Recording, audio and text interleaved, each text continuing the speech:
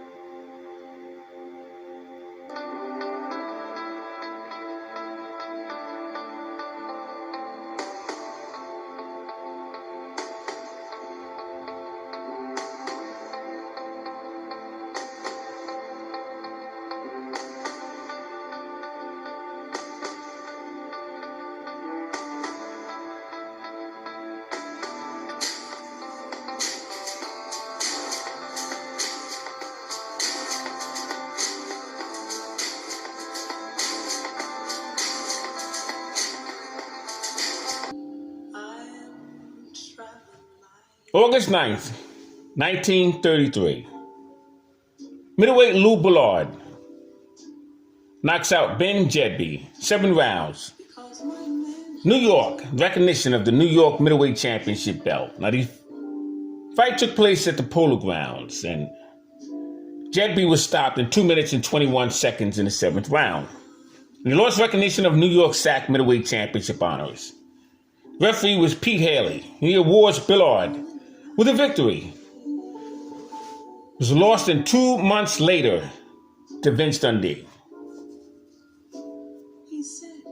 Now, Lou Brouillard would lose his title 2 months later to Vince Dundee. He would be a 2-month champion. August 1933 to October 1933. On the undercard, you had Battling Ballino. He lost to Phil Rafferty, which was an upset because Phil Rafferty had more losses than he had wins. He had 14 losses and 13 wins. You also had Julian Katz, who defeated Pete Angela. You had Lou Ambers, who was up and coming in 18-0, defeated Jack Ross, who was 19-6. Pete DeGrassi was also on that card.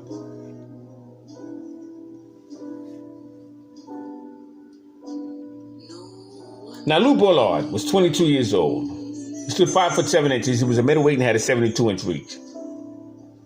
Weighed 158.5 pounds. Had a record of 73 wins, 12 losses, 1 draw, and 43 knockouts. Ben Jedby was 5 foot 10. He was a middleweight. Had a 70-inch reach and weighed 159 pounds. Now, who was Ben Jedby? He had 48 wins and 8 losses, with 4 draws and 21 knockouts coming into that Lou Brouillard fight. His name was Benjamin Morris.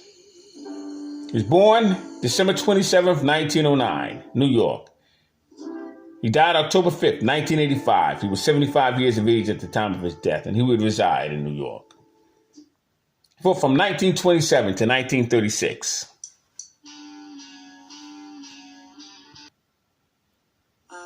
He had a total fight record, 73 fights, 54 wins, 14 losses, and 22 knockouts.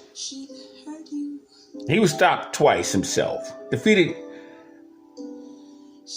Frank Bajalia, New York SAC, middleweight crown. January 13th, 1933.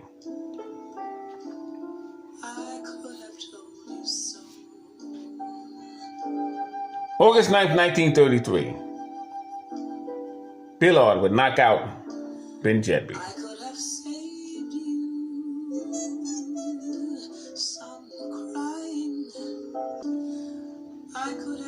September 12th, 1933. World lightweight and junior welterweight champion, Barney Ross, defends his crown over Tony Canzoneri in New York. Now, Tony Canzoneri, 19 years old, 1927, drew with Charles Bud Taylor. 1928, he won a featherweight championship belt over Benny Bass. 1928, he lost his featherweight title to France-Andre Rotis, 15 rounds. 1930, he knocked out Al Singer, 1 round, for the World Lightweight Championship belt. 1931, he knocked out Jackie Kid Bird and won the Junior Welterweight Championship belt, 3 rounds. He would defend against Cecil Payne, 10 rounds. Kid Chocolate, 15 rounds. And Phil Griffin in 10 rounds. 1932, he would lose his Junior Welterweight Championship belt to Johnny Jaddick, 10 rounds. He would defeat Billy Patrol, the Fargo Express, battling Shaw, Junior welterweight championship belt. Tony Canzoneri, Barney Ross, two outstanding fighters would meet on a night, September 12, 1933.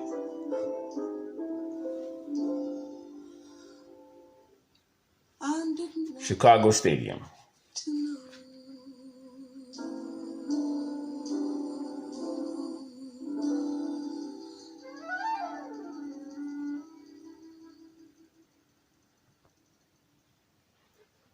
September 27, 1933. World heavyweight contender Tommy Lochran gets his revenge over the Boston Gob. He had lost to Jack Sharkey when they had a tournament when Gene Tunney had relinquished his title in 1928. And Tommy Lochran gave up his light heavyweight championship crown, moved up to be a part of that tournament, and he would lose to Jack Sharkey. But he would get his revenge on the night of September 27th, 1933, 15-round decision in Philadelphia. He was known as the Philly Phantom,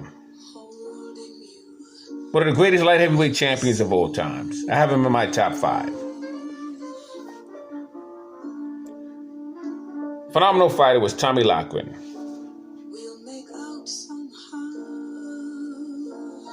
Sharkey takes on former undefeated light heavyweight champion Tommy Lochran in New York City. That's Tommy Lochran with back to screen.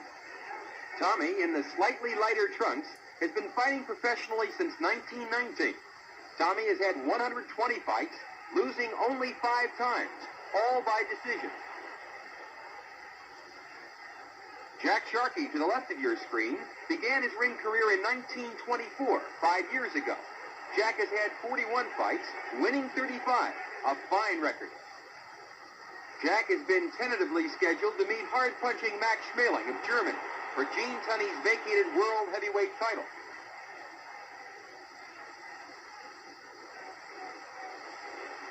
Tommy Lochran, to the right of your screen, won the World Light Heavyweight Championship in October 1927 in a hard-fought 15-round decision over Mike McTeague in New York. That fight was brought about by light heavyweight champion Jack Delaney's decision to vacate the light heavyweight title and fight in the more profitable heavyweight class. Tommy Lochran, facing camera, is a brilliant boxer. But heavyweight Jack Sharkey has dynamite in both hands. Since winning the World Light Heavyweight title, Tommy has defended it 6 times, including classic victories over Mickey Walker and Jimmy Braddock.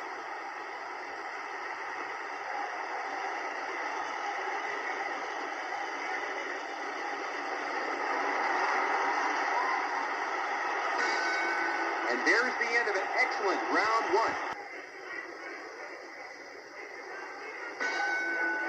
This is Jack Sharkey's 3rd fight this year. Jack took a 10-round decision from K.O. Christopher in January. In his last fight, 6 months ago, Jack won a very close decision over knockout artist Young Stribling in Miami.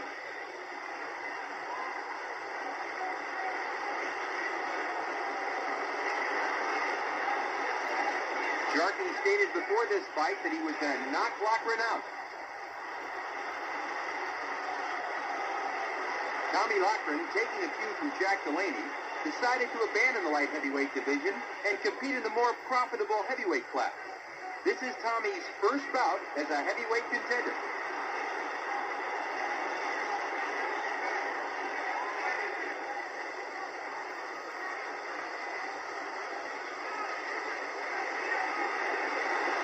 Tommy wants to keep that distance between he and Jack Sharkey. Jimmy Slattery and Maxie Rosenbloom, the number 2 and 3 ranking light heavyweights, are scheduled to meet early next year for Tommy's vacated throne. Right now, Lochran must respect Sharkey's punching power. In the past 2 years, Jack has KO'd 2 former light heavyweight champions, both Mike McTeague and Jack Delaney.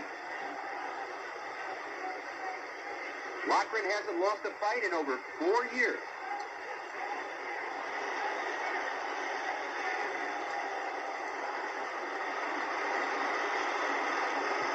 Although it's Sharkey who's scheduled to meet Max Schmeling for the vacated heavyweight title, a win by Tommy here tonight could give him a shot against Schmeling for the heavyweight championship.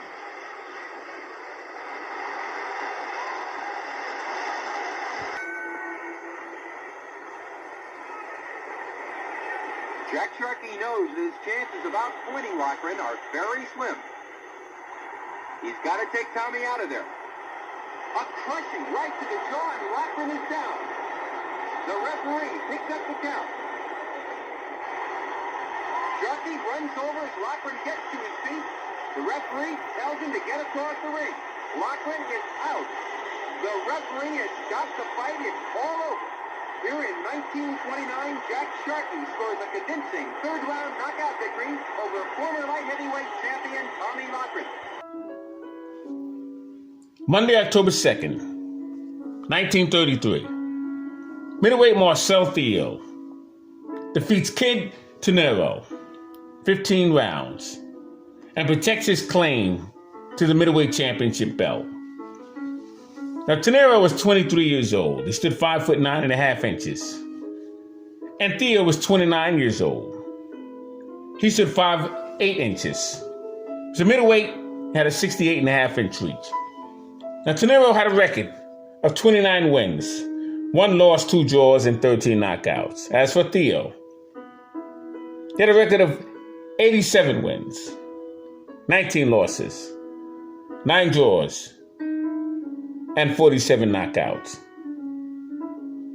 Now, Theo is in that class of great fighters who had 19 losses. The Kid Tinero, let's find out a little bit more about him. He was born May 19th, 1910. He died October 6, 1992. He was 82 years of age at the time of his death. And he would reside in Cuba. Fought from 1929 to 1948. Had a total bout of 146 fights. 95 wins, 32 losses, 33 knockouts, and 15 draws. I met Kid Tinero.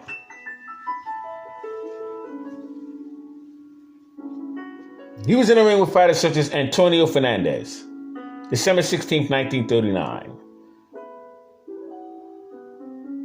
And that fight would be a draw, but he would have another fight with him on May 8th, 1940. And that would be a no decision. He would defeat Ken Overland, December 21st, 1936. Ken Overland would become middleweight champion of the world. He would have his fights with Seferino Garcia. He'd fight Anton Christophoidis, have a draw with him. 10 rounds, September 3rd, 1935.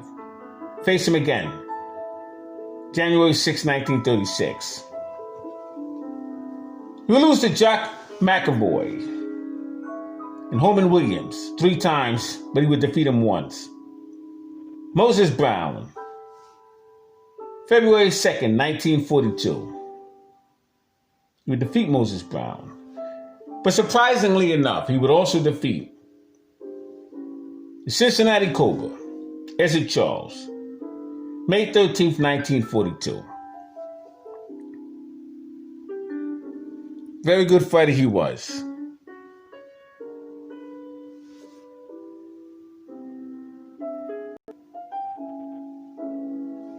October 21st, 1933. Heavyweight champion Primo Carnera defeats Paulno Uzcudun, 15 rounds in Rome, and remains world heavyweight champion. Now, they fought for the IBU, World Heavyweight Championship belt. Uzcudun was 34 years old. He stood 5'10". He was a heavyweight. Had a record of 49 wins, 14 losses, 2 draws, and 33 knockouts. As for Primo Carnera, he was 26 years old. He stood 6'5.5". He was a heavyweight. Had an 85-inch reach. Came in with a record of 76 wins, 6 losses, and 62 knockouts. Now, who is Paulno Uzcudun? He was born May 3rd, 1888, Reggio, Spain. Died July 5th, 1985. Fought from 1923 to 1935. He has 70 total bouts, 50 wins, 16 losses, and 33 knockouts. Now, they called him the Basque wood chopper. He was in the ring with fighters such as Otto von Porritt. Defeated him in Madison Square Garden. Johnny Risco, Max Schmeling, Joe Louis, George Godfrey, who he lost to, Harry Wells, and Jack Delaney, as well as Phil Scott. Primo Carnera protected his heavyweight championship crown October 21st, 1933, against Paulno Uzcudun.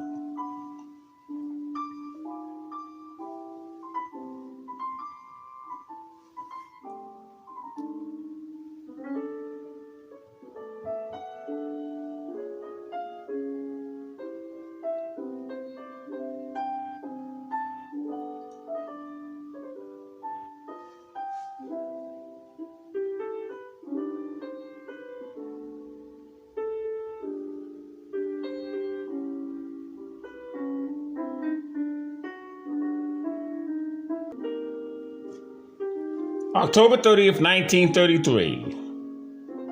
Vince Dundee takes the disputed 15-round decision from Lou Brouillard, Boston, Massachusetts.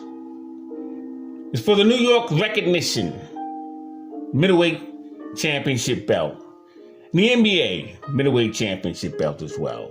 Fight took place at the Boston Garden Arena. Vince Dundee was 26 years old. He stood 5 foot 8 inches. He was a middleweight with a 71-inch reach. Had a fighting record of 105 wins, 14 losses, 14 draws, and 25 by the knockout rule. Now, as for Lou Brouillard, he was 22 years old. Stood 5 foot 7. He was a middleweight and had a 72-inch reach. Had a fighting record of 75 wins, 12 losses, 10 beautiful stoppages within those losses. He had 45 knockouts and 1 draw. Now, who was Vince Dundee? He was born October 22nd, 1907. Sicily, Italy. He died July 27th, 1949 in Baltimore, Maryland. Fought from 1923 to 1937. Had 152 total bouts.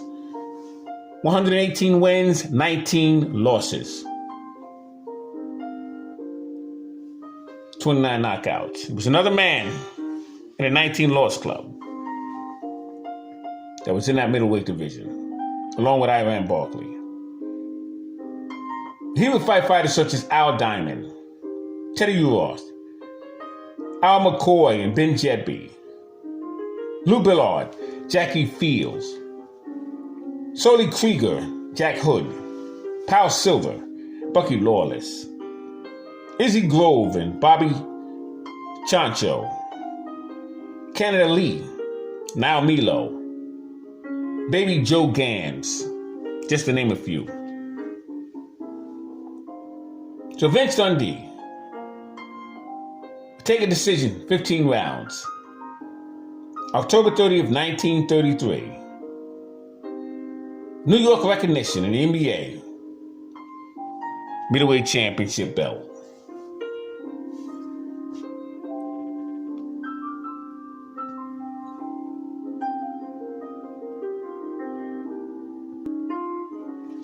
November 3rd, 1933.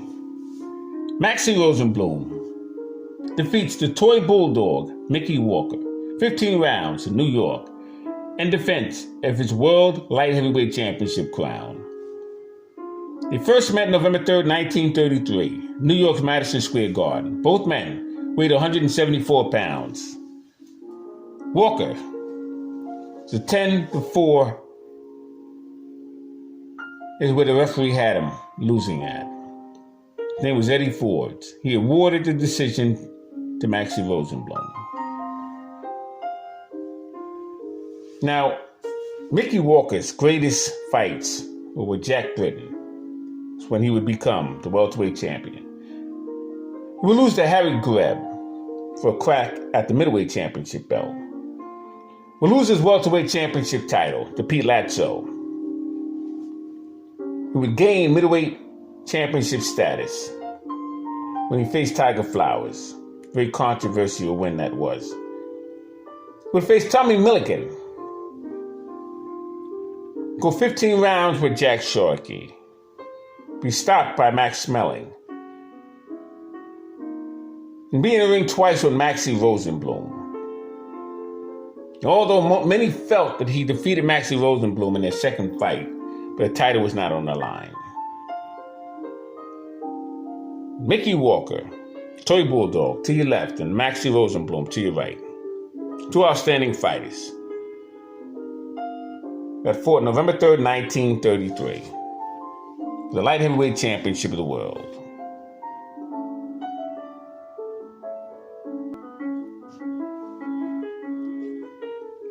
November 24th, 1933, former lightweight champion Tony Canzoneri knocks out featherweight champion Kid Chocolate. 2 minutes and 30 seconds into the second round, New York's Madison Square Garden. It would be the first KO loss by Kid Chocolate in 87 fights. Madison Square Garden, November 20th, 1931. Canzoneri would win 15 rounds. Now, it was very controversial because the judge, Matheson, had voted for Chocolate.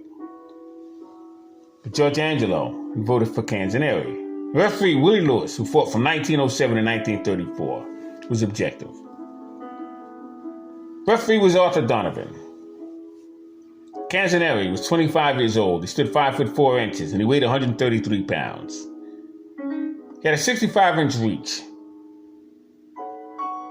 He had 97 wins, 14 losses, 8 draws, and 30 knockouts.